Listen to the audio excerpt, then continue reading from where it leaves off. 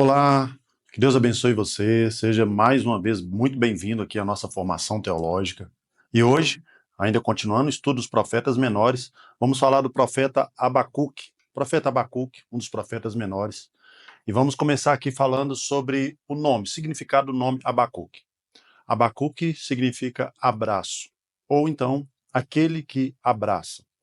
O autor do livro é o próprio Abacuque, e a data ali aproximada é entre 612 e 605 a.C.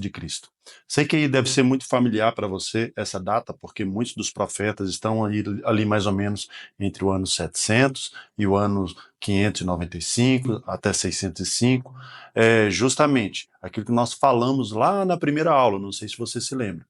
A nossa mente precisa estar fixada no fato de que os profetas menores estão profetizando ali entre a destruição de Jerusalém, ali no Reino do Sul, em Judá, e também no Reino do Norte, né, na destruição da Síria, que vai acontecer em 722. Então essa data ela precisa estar bem clara, e esses eventos eles vão, cada dia que você tem eles na sua mente bem fixado, você vai ter uma compreensão muito melhor do que acontece ali quando esses profetas estão profetizando.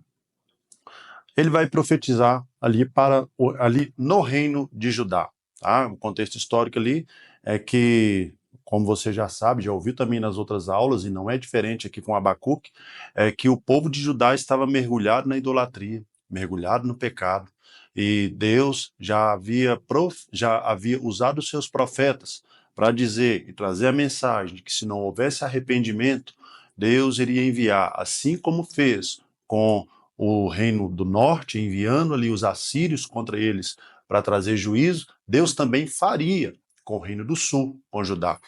E Deus já havia falado por meio de vários profetas. E agora Deus vai levantar Abacuque, justamente aqui na porta, aqui bem na porta do cativeiro babilônico. Deus vai enviar o profeta Abacuque. Abacuque, o tema principal do livro é a soberania de Deus. E as nações, e a necessidade das nações confiarem nesse Deus. As circunstâncias parecem injustas aqui. Abacuque vai fazer alguns questionamentos e você vai entender lá na frente. O versículo-chave é um versículo muito conhecido, e às vezes ele pode até não ser tão conhecido porque você leu em Abacuque, mas às vezes você pode ter lido em Gálatas, em Romanos. O apóstolo Paulo vai falar: o justo viverá pela fé. Abacuque, no capítulo 2, versículo 4. Esse é o versículo-chave aqui do livro de Abacuque. Ele vive nesse período de turbulência. Judá vinha aí de um ciclo de vários reis bons e maus. E antes dessa grande turbulência, antes desse evento final aqui, que seria a destruição de Jerusalém, eu quero contextualizar para você. Deus havia levantado um grande rei, o rei Ezequias. O rei Ezequias, a Bíblia fala que ele era um homem temente a Deus, foi um grande rei. Esse rei, ele promoveu várias reformas. Por quê? Porque ele derrubou os altares dos deuses pagãos, derrubou os altares dos postes ídolos, e ele se voltou para Deus com temor. Ele derrubou a idolatria e a injustiça ali no reinado de Judá. O rei Ezequias, no momento, ele fica doente, e você vai ver isso lá no livro do profeta Isaías, que o profeta Isaías chega para Ezequias e diz assim: olha, coloca a tua casa em ordem, porque certamente você vai morrer. Ezequias, a Bíblia fala que ele vira para a parede, ele vai orar a Deus, vai dizer: Deus, eu vivi todos os meus dias nos teus caminhos e não me desviei nem para a direita, nem para a esquerda. E a Bíblia diz assim, resumindo a história, diz assim que antes de Isaías sair do palácio, antes de Isaías atravessar o palácio, Deus trouxe novamente a sua palavra ao profeta Isaías para que ele voltasse novamente para o rei Ezequias e dissesse para ele que ele teria, porque Deus havia ouvido a sua oração e estava acrescentando mais alguns anos na sua vida. E a Bíblia fala assim que Ezequias vai viver mais 15 anos depois disso. Deus ouviu a sua oração, ele foi curado daquela doença e ele vive mais 15 anos. Durante esse período de 15 anos, o rei Ezequias vai ter um filho, o nome dele é Manassés. Manassés foi um dos piores reis de Israel. Manassés adorava, não somente colocou estátua de outros deuses no templo de Deus, ali no templo de Salomão, mas Manassés até mesmo sacrificou crianças ali a Moloque. Ou seja, era um rei que a Bíblia fala assim que foi um dos mais perversos, por mais que no final da sua vida ele vai se voltar novamente para o Senhor, mas foi um dos reis mais perversos. Ele teve um outro filho, esse era Amon. Amon ele vai governar apenas 2 anos em Judá. Então eles vão montando esse ciclo de reis bons e maus. Amon ele vai reinar 2 anos e vai ter um filho chamado Josias. Josias vai reinar em lugar dele. Ele começa a reinar com 8 anos de idade. O rei Josias começa a reinar com 8 anos e aos 16 anos ele se volta ao Senhor e o coração dele se rende totalmente ao Senhor. Quando ele se rende ao Senhor, ele começa a buscar o Senhor de coração e ele vai derrubar ali, começa com 20 anos, ele começa a derrubar os altares pagãos novamente. Todos os altares que Manassés e o seu pai Amon haviam levantado, Josias começa a derrubar novamente. E durante essa restauração, ele também, durante essa restauração espiritual, também começa uma restauração do templo. E ao restaurar ali o templo, ele encontra o livro da lei e ele se arrepende e se humilha juntamente com o povo. Isso quando ele completa 20 anos. Ele vai derrubar todos os altares a Baal, vai derrubar a idolatria ali em Jerusalém e no reinado de Judá. E o rei Josias é esse rei que agradou a Deus ali em Judá. Só que após a morte do rei Josias, também esse ciclo continua. Se levantam outros reis que também vão desagradar a Deus. E a Bíblia fala que eles não andaram nos caminhos de Josias nem de Ezequias, mas a corrupção volta a reinar ali em Judá. A injustiça, a idolatria volta a reinar em Judá. E aí é nesse contexto de corrupção e de injustiça que Deus vai levantar o profeta Abacuque. Esse é o cenário que surge o profeta Abacuque. Abacuque é um dos profetas, assim como Jeremias, como Sofonias e outros profetas, é um desses que Deus vai levantar para trazer sua mensagem a eles. Quando Deus traz a mensagem ao profeta, a ideia é que o profeta ele transmita essa mensagem ao povo, transmita essa mensagem aos governantes, que ele transmita essa mensagem aos sacerdotes. Mas com Abacuque vai ser diferente. Deus vai revelar todo o seu plano, tudo o que ele vai fazer, toda a destruição que viria sobre Judá. Deus vai revelar para ele como Deus iria também restaurar o seu povo, mas Abacuque ele não entrega essa mensagem. Abacuque não vai transmitir essa mensagem. Deus vai revelar a sua sentença a Abacuque. No capítulo 1, no versículo 1, ali já diz: sentença revelada ao profeta Abacuque. Deus revela, ou seja, Abacuque não estava refletindo aqui sobre coisas da sua própria cabeça.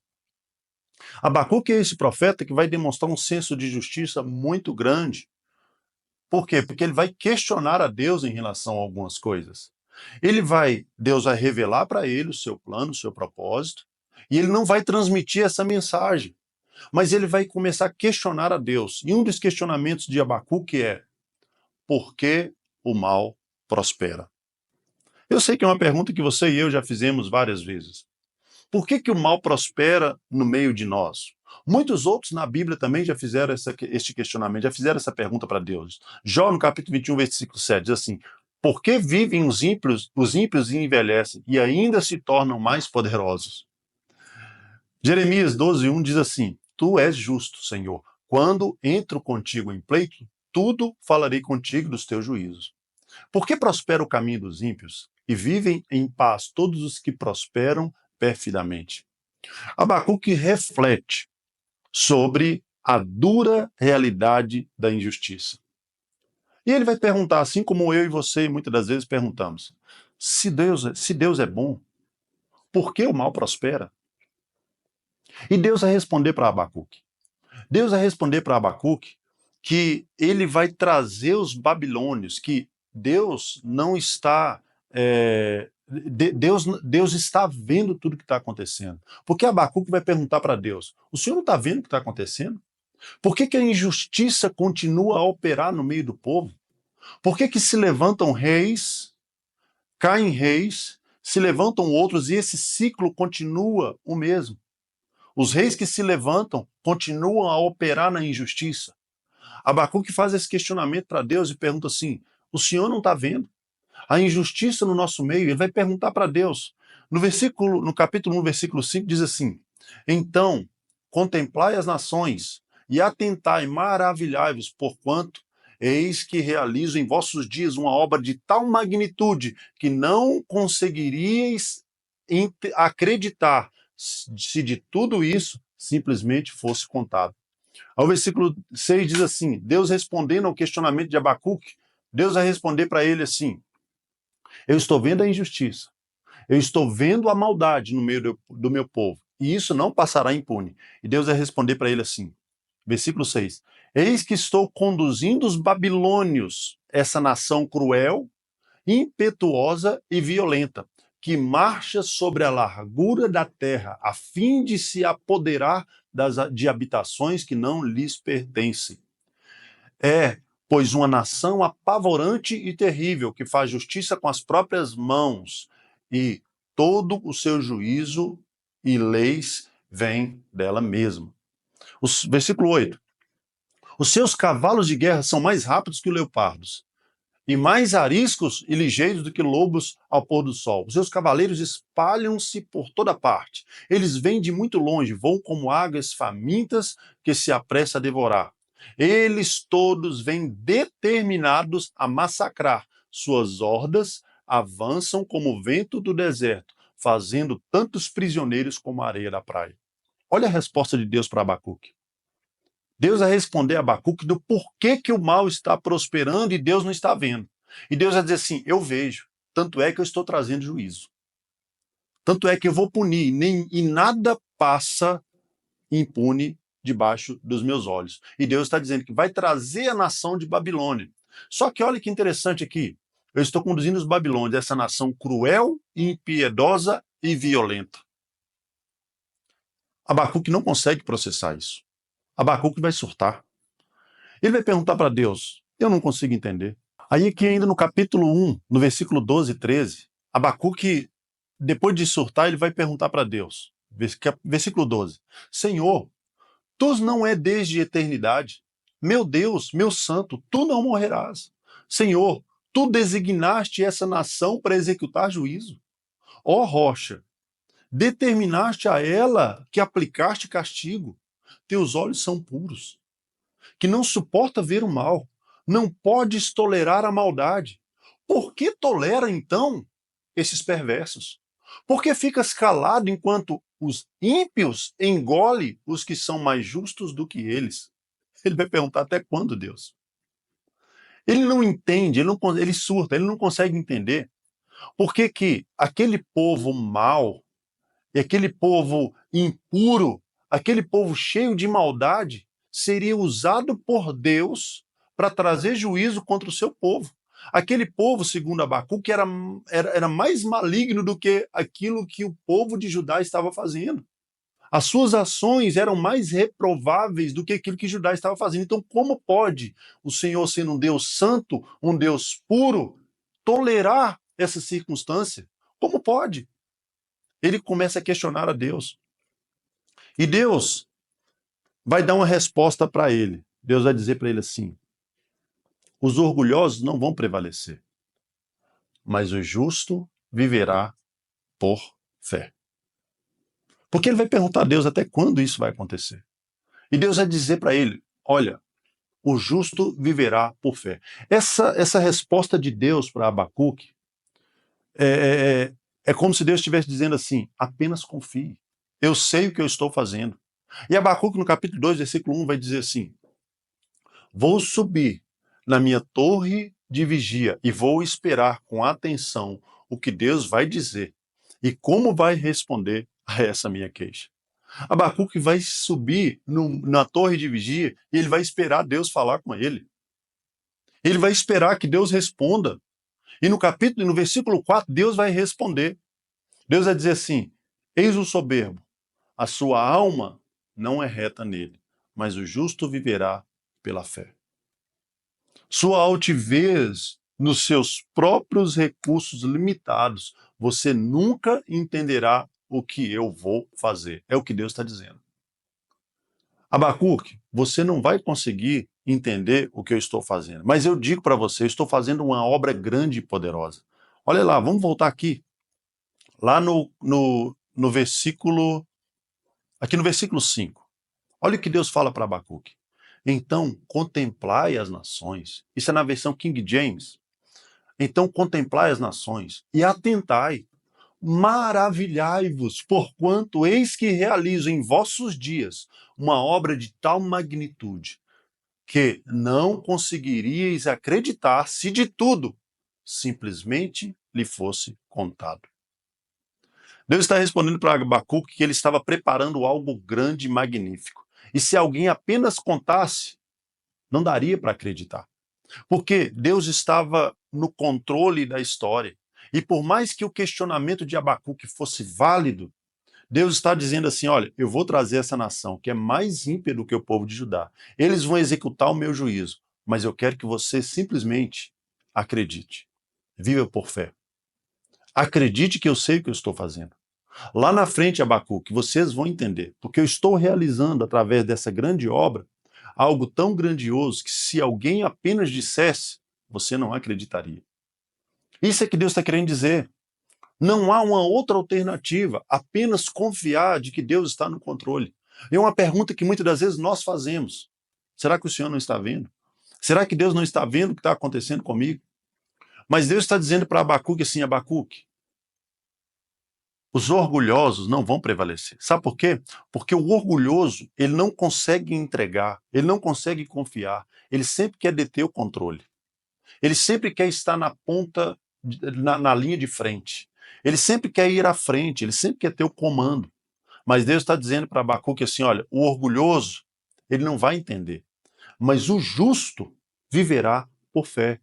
Apenas confie.